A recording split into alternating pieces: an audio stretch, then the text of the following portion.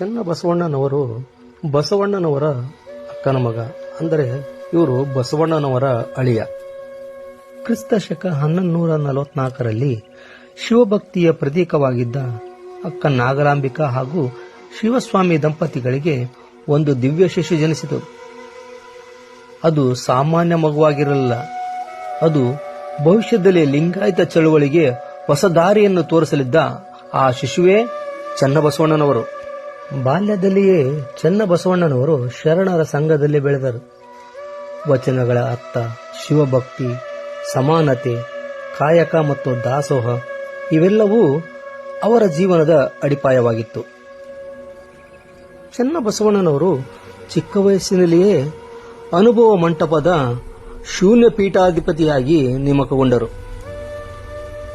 ಕ್ರಿಸ್ತ ಶಕ 1167ರಲ್ಲಿ ಬಿಜ್ಜಳನ ಹತ್ಯೆಯ ನಂತರ ಕಲ್ಯಾಣದಲ್ಲಿ ಭಯ, ಹಿಂಸೆ ಮತ್ತು ಅಶಾಂತಿ ಆವರಿಸಿತು. ಶರಣರು ಅಪಾಯದಲ್ಲಿದ್ದರು. ಕಲ್ಯಾಣ ಕ್ರಾಂತಿಯ ನಂತರ ಚನ್ನಬಸವಣ್ಣನವರು ತಾಯಿ ಅಕ್ಕ ನಾಗಲಾಂಬಿಕೆ ಹಾಗೂ 12,000 ಶರಣರೊಂದಿಗೆ ಉಳಿವಿಯ ದಿಕ್ಕಿನಲ್ಲಿ ಪ್ರಯಾಣ ಮಾಡಿ ಗೊಡಚಿ, ಸತ್ತಿಗೇರಿ, ಜಾಲಿಕಟ್ಟಿ ಮೊದಲಾದ ಸ್ಥಳಗಳಲ್ಲಿ ಅನೇಕ ಲಿಂಗಾಯತ ಮಠಗಳನ್ನು ಸ್ಥಾಪಿಸಿದರು.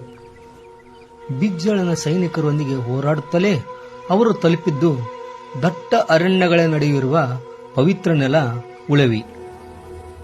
ಉಳವಿಯ ಅರಣ್ಯದಲ್ಲಿ ಚನ್ನಬಸವಣ್ಣನವರು ತಮ್ಮ ಜೀವನವನ್ನೇ ಸಮರ್ಪಿಸಿದ್ದು ವಚನ ಸಾಹಿತ್ಯದ ರಕ್ಷಣೆಗೆ. ಶರಣರು ರಚಿಸಿದ ವಚನಗಳ ಗಂಟುಗಳು ಅವರ ಹೆಗಲ ಮೇಲಿದ್ದವು. ಇಂದು ನಮಗೆ ಲಭ್ಯವಿರುವ ವಚನ ಪರಂಪರೆ ಅವರ ತ್ಯಾಗದ ಅಮೂಲ್ಯ ಫಲ. ಚನ್ನಬಸವಣ್ಣನವರು ಷಟಸ್ಥಳ ತತ್ವವನ್ನು ಸರಳವಾಗಿ ಜನರಿಗೆ ಬೋಧಿಸಿದರು.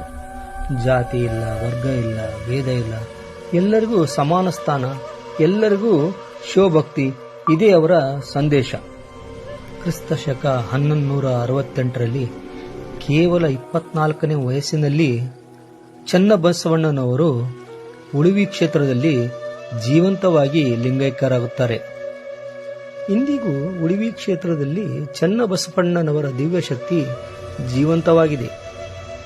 ಇಂತಹ ಮಹಾನ್ ಶರಣರಾದ ಉಳಿವಿ ಚನ್ನಬಸವಣ್ಣನವರಿಗೆ ನನ್ನ ಶಿರಸಾಷ್ಟಾಂಗ ನಮಸ್ಕಾರ.